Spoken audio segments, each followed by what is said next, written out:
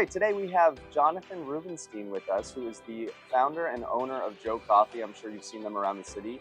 And today we're in the Brooklyn Heights location.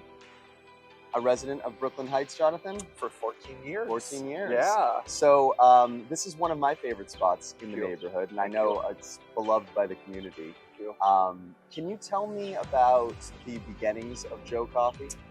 Oh, sure. So in 2003, I was working as a talent agent, actually talent manager. I left. I just wanted to do something where I could work for myself and do something that just kind of made people happy. And at the time, which is really hard for people now to comprehend, there was no such thing as specialty coffee in New York City. Like this whole explosion, there was only bodega coffee. Starbucks was sort of at the height of but this idea of like latte art and talking about the farmers and flavor profiles based on what part of the world coffee beans were harvested, it just didn't exist. So I knew it was happening in other parts of the country. I knew that they were really successful, and I just couldn't understand why in New York City that had everything didn't have great coffee. So I took a chance on something I didn't know anything about. It's surprising to me that 21 years ago, New York wasn't the coffee scene that it is now. Not whatsoever. Zero good coffee. I know it's really hard to comprehend because now in most neighborhoods you can throw a rock and hit a coffee shop, and many of them are great, but back then it just didn't exist as a category. So why did you then think, okay, this is the business for me? I was always entrepreneurial. I love food. I didn't know coffee very well, and I love the sense of neighborhood. And I happened upon the first location, which was in Greenwich Village on Waverly Place.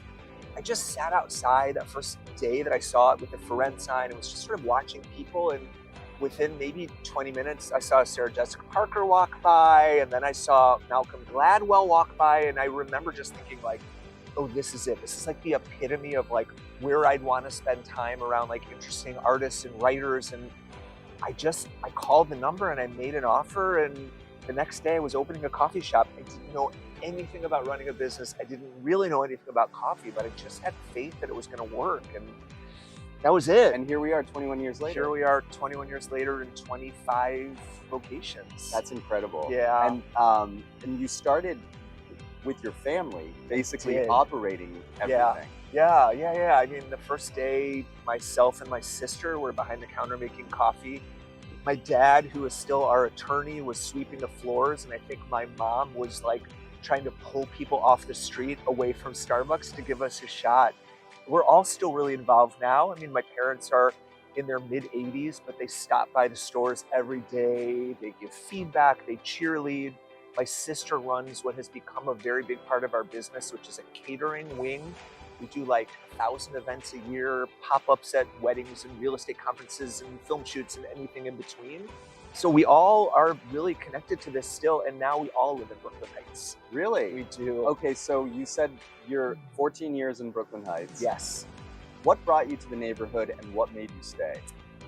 Let's see. I had been really intrigued by the idea of raising a child in Brooklyn. I was a single father. I had my child by myself, by surrogate. I never sort of saw us living in New York City. It was like a little too intense. But Brooklyn, and Brooklyn Heights especially, it's just so calm and peaceful and beautiful. I feel like it has the best of the city, but a little bit of the suburban feel. And at the time, my building, which is One Brooklyn Bridge Park, that giant building on the water, had just started selling units, and they were having a lot of trouble. And they slashed the prices to where the prices were too good to pass up, which I know is also hard for people to comprehend, but they were great deals. And I went to see the building, and just like seeing the first show on Waverly Place, I think I made an offer that day. I was like, Brooklyn Heights it is. Okay. And we moved, and we've never looked back. Well, I've heard that successful entrepreneurs will be very decisive, and they'll just go for it. Yeah, and it sounds to me like that's what you do. Yeah, I think a lot of times we think with our gut and our emotions, and I have not been perfect. I've definitely made mistakes, even in choosing locations over the years. But by and large, there's just like a feeling. I want to live here. I want to do this. This is the right neighborhood. And all those things just kept coming back to Brooklyn Heights, and ultimately to this sort of selfish location that served me because it was in my neighborhood. Yeah. How long has this location been here? So we opened this location in 2017. So I think of it as new, but I think we're about 8 years old now. Gosh, I feel like 2017 was yesterday. 2017 was yesterday. I know it's true. Wow. Yeah. Okay, so this is a great location. Thank you. This is a really special place in the Thank you. neighborhood. How in 14 years have you seen the neighborhood transform? I mean, I feel like Brooklyn Heights is a really classic neighborhood that is always going to feel and sort of look like this. Like the architecture is just so. I do think there's been a great transformation in retail and restaurants. When I moved here, I would say that was the only thing that was maybe a little bit lacking. There's this great street, Montague, great architecture, so many great people who live and work around there, but somehow for so many years, nothing of great quality was there. There was a lot of like sort of mediocre chain kinds of stores. And I think the neighborhood and people who lived here have voiced over the years that they really support independent restaurants, other coffee shops, great shopping experiences. When things like Bookstore Magic, which obviously I love, open, Apartment 4F, Taboonet, so great. It is, yeah. I feel like neighbors are showing that they want and support those things. We don't need to walk into Cobble Hill for great storefront restaurants. I'm sure that you know as well, there was only one James Beard Award this year for all of New York City, and it was Best Chef, which belonged to Clover on My Street, Columbia Place, which is absolutely incredible for a little place that doesn't even have a sign in the front. I just feel like the one thing that maybe we didn't quite have, we're really getting. And I think once we get, we're going to keep. What's one of your favorite aspects of being a business owner in Brooklyn Heights particularly?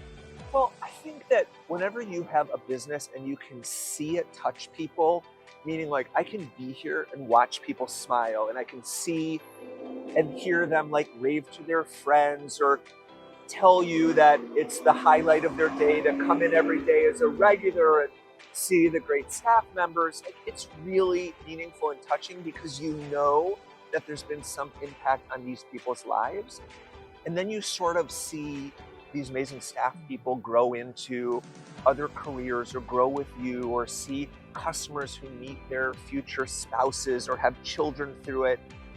It's just really great to see people sort of go through their lives and let this be part of the constant, but also just actually get the instant feedback to see what you're doing. And of course, having a location in your own neighborhood that you come to almost every day, and this is like my hangout, is just like the greatest thing. If I could do this and I had to volunteer and I didn't make any money and I just could run this to like have my own Cheers, great.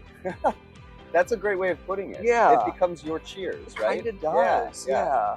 If you sort the of place where everyone knows your name. Yeah, and that's pretty intentional in our business. Like the idea of Joe 21 years ago was we want to make great coffee, but we also want people to walk out and say, everyone who worked here is so nice. They care about me. They recognize me. I feel like a part of something in this big anonymous city.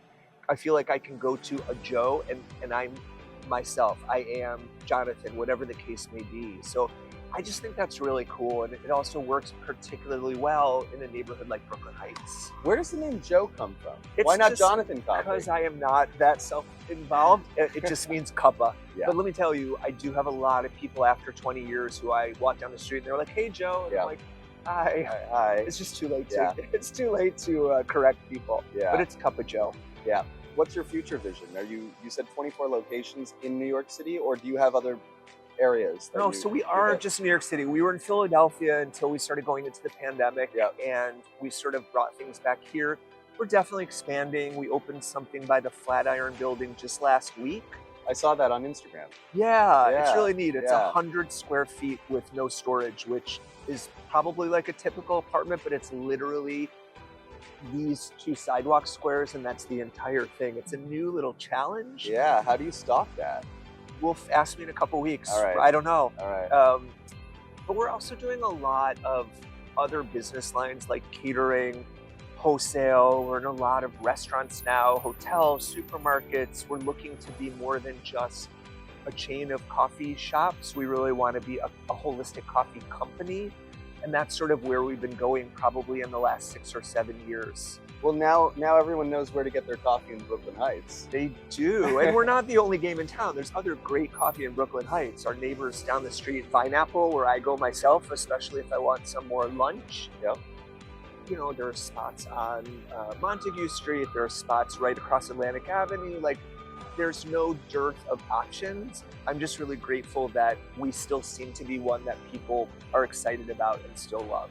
Okay, so now, Jonathan, I think everyone knows where to get their cup of coffee and say hello to you. That would Not be Joe, great. Jonathan. Jonathan, I'm here Yes. all the time, especially on weekends. All right. Thank Thank you. you so much for joining us. It's been a pleasure. Thanks.